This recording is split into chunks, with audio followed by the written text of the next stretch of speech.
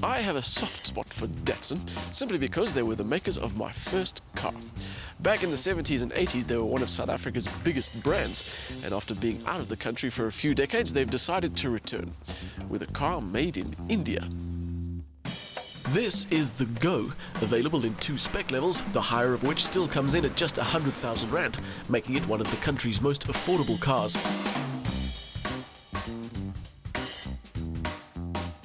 What's promising about it is that it's not just an old design masquerading as something new, it's also not a model made by a brand that's entirely unheard of, even if the last time you heard about it was 30 years ago. Even though it does have some options that were popular 30 years ago, it still manages to be a fresh design with a strong face and nice proportions. But because it sits a bit high on its suspension, it can look awkward from some angles. And to make your Datsun stand out from the rest, you can fit it with some Go Faster options. Extras on our test car include those horrendous window bits, as well as a rear wing and a decal set. As far as entry-level choices are concerned, the Go is one of the better-looking ones. It has enough unique design to prevent it being generic, even though some of the options are a bit misguided. The exterior options for this car are surprisingly plentiful: roof rails, chrome extras, alloy wheels and more. No doubt another way in which it intends to appeal to a younger market.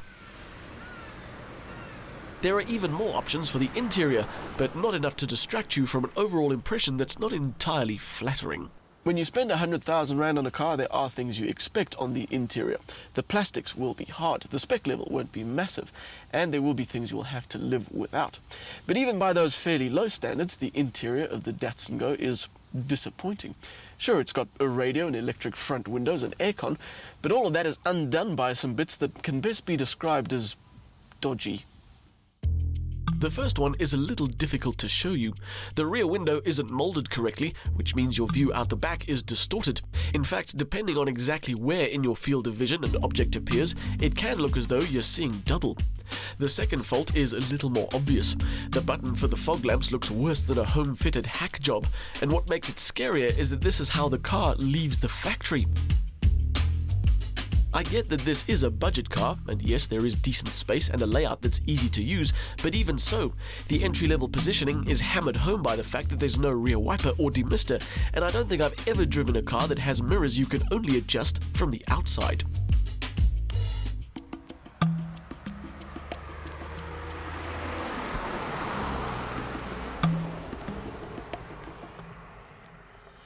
So you're disappointed by the interior, but then surprised by the engine.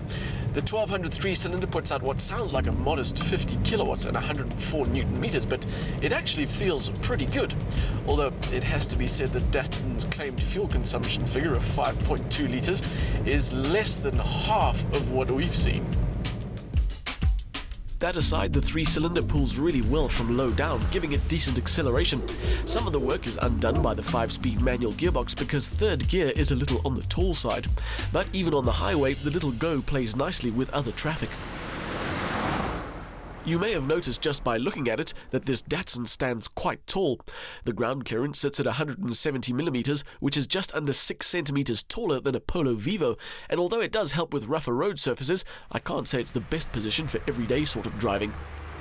It doesn't really deal with the bumps in the road, it sort of transmits them through the chassis, so you end up with a sort of bouncy, bumpy ride. And it does lean fairly obviously in the corners. Although the real problem with this car isn't what happens while it's going through a corner or even while it's going on a straight line. It's what happens when you need to stop. If you've been following the news about Datsun's return to South Africa, no doubt you know what I'm about to say.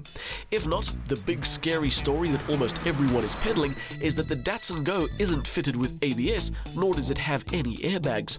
On top of that, it also recently scored 0 stars in a global NCAP crash test. Those are some scary facts, but let's deal with some other facts around the 100,000 Rand price tag. If that's your budget for a new car, then your choices are basically a Chery QQ3, an FAW V2 or a Chevy Spark Lite, and none of those is exactly a shining beacon of safety. The Spark Lite, for example, doesn't have ABS either. It has one airbag, but according to an article from August 2014, it also scored 0 stars in a Latin NCAP crash test. The other options, the Cherry and the FAW, have 2 airbags each and ABS, but only managed 3 stars in Chinese NCAP crash tests. As an aside, while I was doing research on the Datsun Go and its competitors, I found a number of ads for used Chev Spark Lights claiming that the car is fitted with ABS. If you're in the market, be careful, because it isn't. What does all that mean? Well, I'm not going to get into a discussion about what manufacturers should or shouldn't do to earn a profit, but I will say that if you're in the market for a new car, make sure you do your research.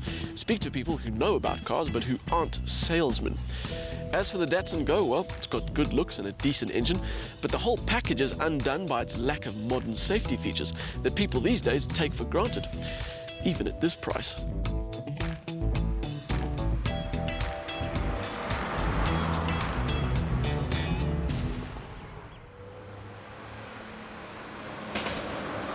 The 1200 petrol motor is one of the highlights of the Datsun Go, even if the 5-speed manual does let it down slightly. It has decent looks and an interior that's about what you'd expect at the price. Sadly though, it's let down by some low build quality standards and poor safety.